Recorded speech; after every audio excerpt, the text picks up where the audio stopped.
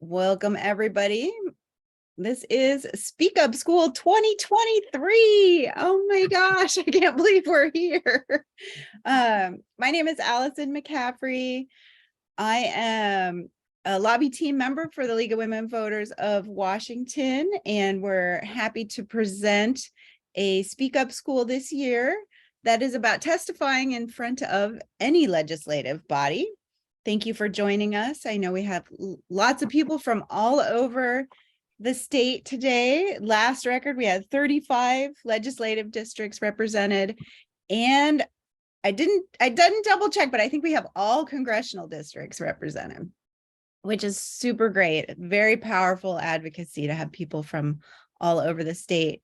We're here today till about 12:30.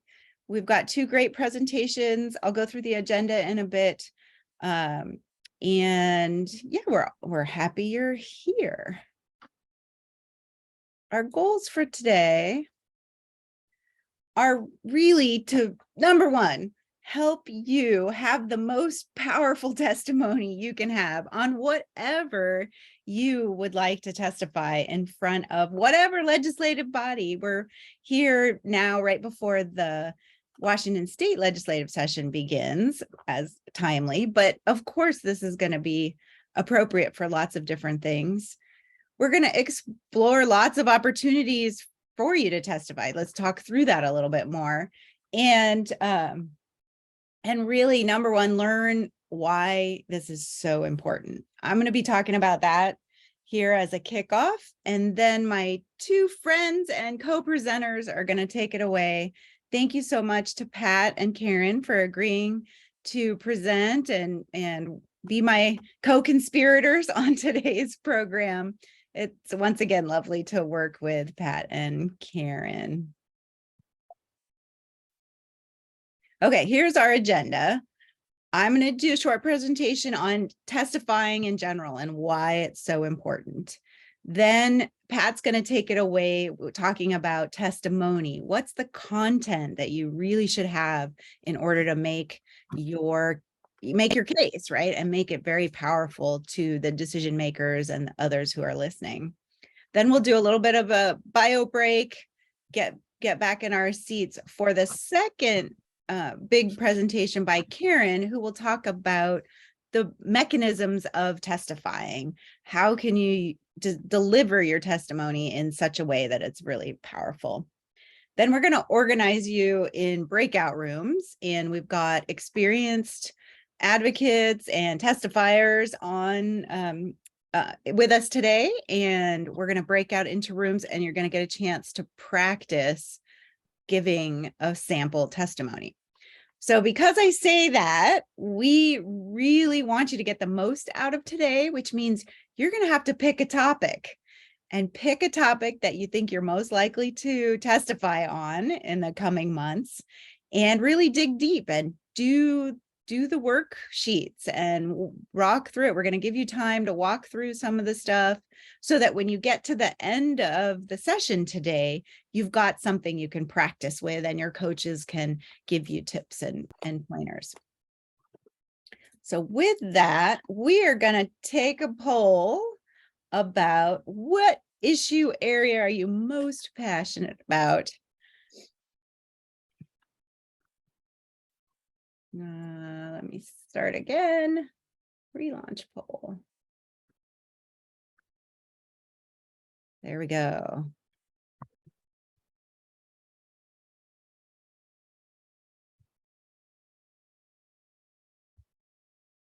We got, I know I'm the only one that can see it. We got lots of education, lots of health and behavioral health, and everybody, environment folks.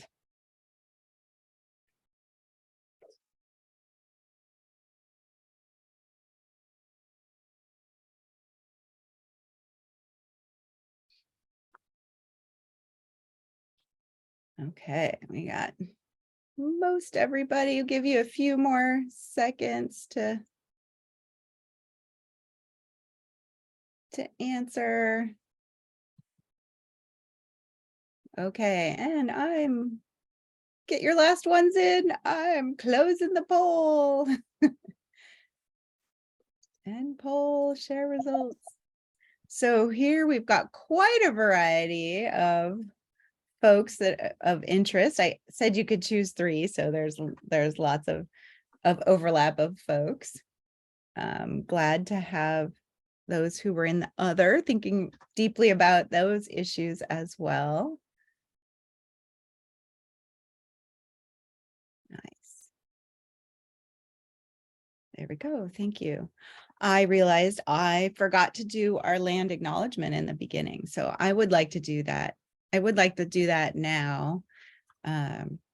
We all know that we live and work on native lands, and it's so important for us to recognize that those native folks work and walk among us, and they represent years and years of history on these lands that we are borrowing in a lot of sense. So as acknowledgement, why doesn't everybody put the native lands where they are sitting today in the chat, and we'll just have a cascade of acknowledgement of those native peoples that we want to honor. And if you don't know where your house or your workplace is, I'm going to I'll put in the chat a link you can go to. This is my favorite link to look up your address. You can put in your address and see. native-lands.ca is one I really like. Thank you, everybody, for acknowledging the folks that came before us and continue to walk among us.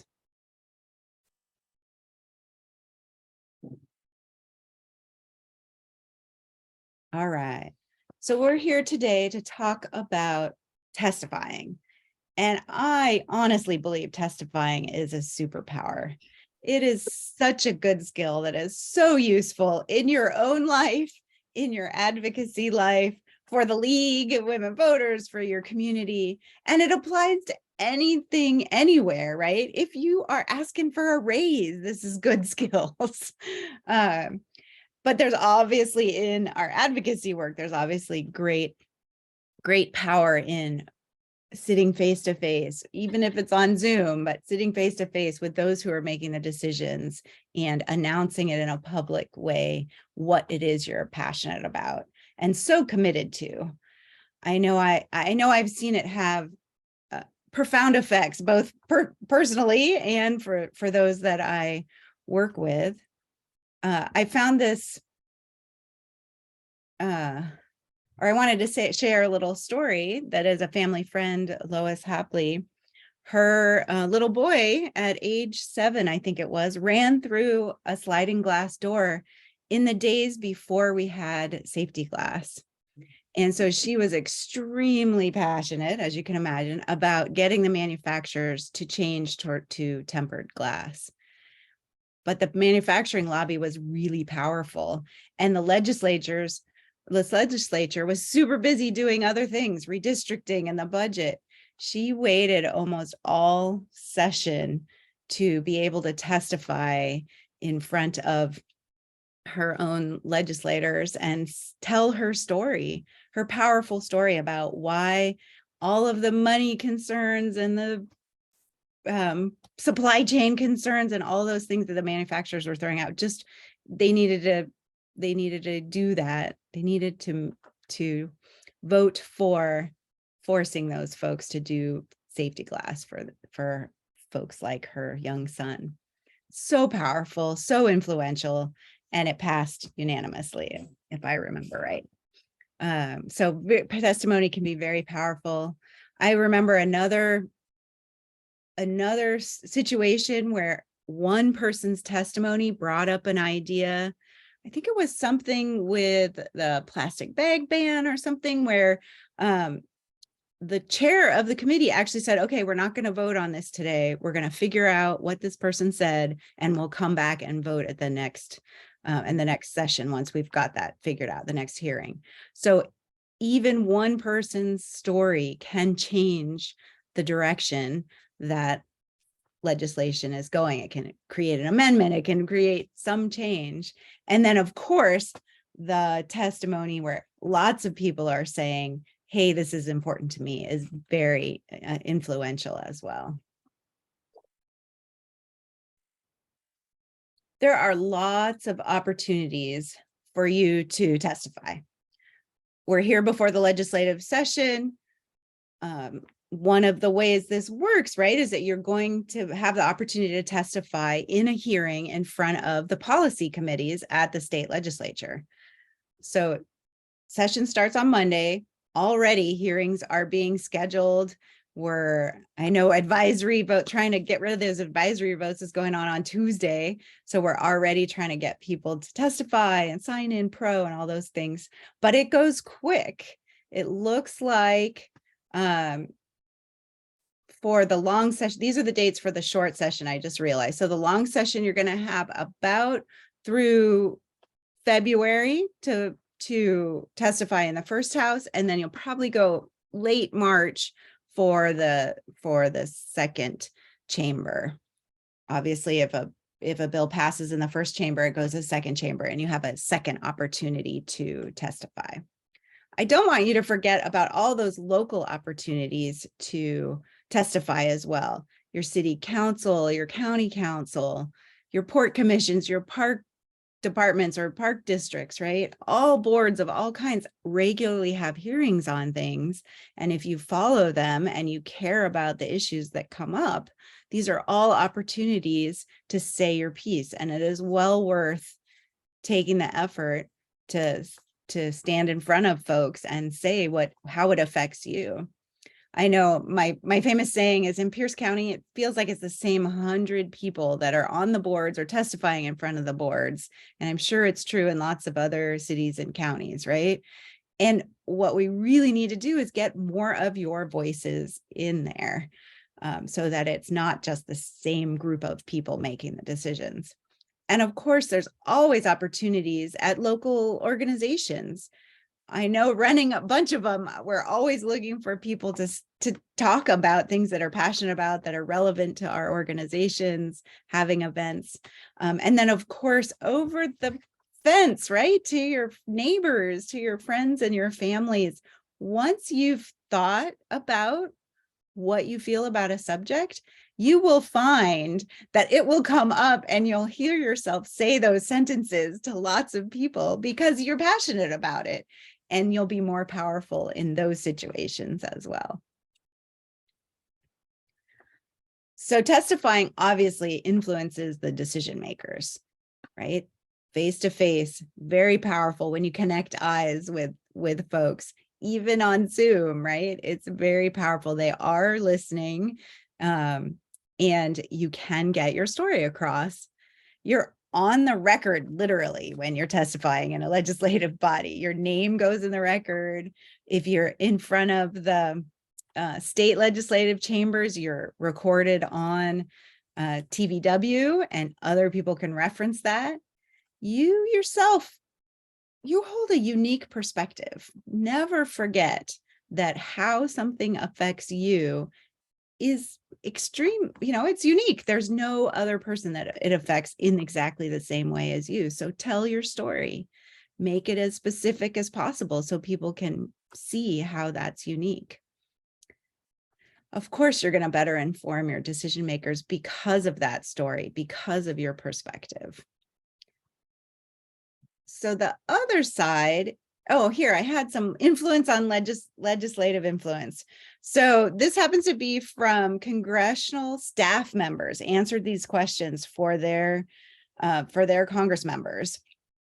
And they said, absolutely, in-person, face-to-face is the most influence. The blue bar is that face-to-face visit has a lot of influence, and the orange bar is that face-to-face has some influence. So you can see 94% here for face-to-face in-person visits. These staffers says, yes, that absolutely influences my member to decide differently. You can see that the next one up is individual emails, then letters, individualized, right? So making sure you're saying this. So the local editorials where you mention a member get a lot of sway. Phone calls, look at here down, even more than a visit from a lobbyist, right? Does it sway them some? Yeah, not quite so much, but the real power, the difference between the 53 and the 8 is in that personal story that you're going to tell. And look at the form letters. Yeah, they have some influence. They tell folks what's out there and who's listening, but not quite the power that you have in an in-person testimony. The other thing that I want to make sure you know is that testifying, unlike sending your written comments in or even going and visiting a member in their office, testifying is public to everyone else out there who's listening, right? It informs your community about what you're passionate about. If you are working with an organization, it's a way to collect friends and other organizations that want to work with you. Another example is I testified on redistricting a year before a newspaper reporter called me and said, "Oh, I was doing some research on your issue, and I saw that you testified. I want to talk to you." Right? So even a year later, it's in the record that people doing research on your issue can come and interact with you. Extremely powerful. That led to an article in the New York Times. I'm sorry, in the Seattle Times. And yeah, it was great to have that on the record, be known as someone who's interested and passionate about a certain issue. Even if folks are opposed, you know who they are, right? It's a great way to know who the folks are that maybe have a different view on the issue than you. And that way you can work with them to figure out what it is that there might be a compromise, or who else do you have to convince, those kinds of things. So even if it's on an issue that has some differing views, testifying is a great way to bring those to light and know who you can work with. So the point of this slide is it builds support not just for those who are making the decision, but it builds support out in the community in ways that have lots of different ripples. Here are my personal reminders, and I know Pat and Karen are going to say lots of these things when they go through it in detail. But here's mine personal. Always say thank you. These are usually public servants that you're talking to, right? They work really hard. They've got tons of things on their desk to get through. Just saying a quick thank you goes a long way to knowing that the public's out there supporting what they do. Sincerity over perfection. We all are worried about our public speaking. It's natural, right? But if you can come across as sincerely you and tell your story, that's what's most important. Folks that you're talking to know you're nervous, know you're not a professional. No, they know maybe you had some technical issues. Don't waste your precious minute, or at most 3 minutes, telling them what could be obvious from the situation, right? So just be yourself, be flexible with the times, right? You might get last minute, it might get shortened, and have a clear ask at the end. Make sure if you want them to vote for something, you say vote. If you want them not to vote for something, say do not pass this, so that it's clear your position and what you want them to do. All right, here's our agenda one more time. We're a few minutes early, but that's great. Were there any questions or comments at this time?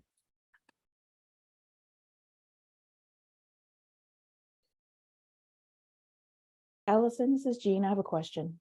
Hi, go ahead. Hi, good morning. Yeah, I know this is probably obvious. I just didn't want to assume the answer, but when we talk about speaking to people in person, and Mhm. how that makes a bigger impact. Can you talk a little bit more about why they responded that way? I mean, I think I know, as far as the personal connection, but could you talk a little bit more about that?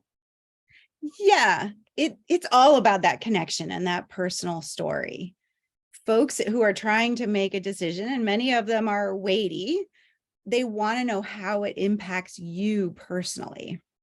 So that's why it's important to take the time to think deeply, whether you have something in your history, whether you're in a unique community or have unique needs, to bring that out in your testimony so that they can take that into consideration.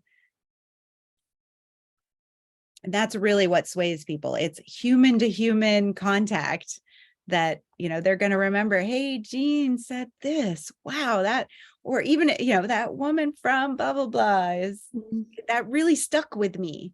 Those kinds of stories we hear from legislators all the time, that one little story can get them, oh, okay, now I'm moving in a different direction.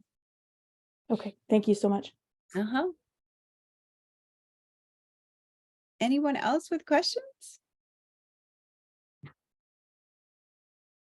Okay, well, we are going to move on to the testimony part.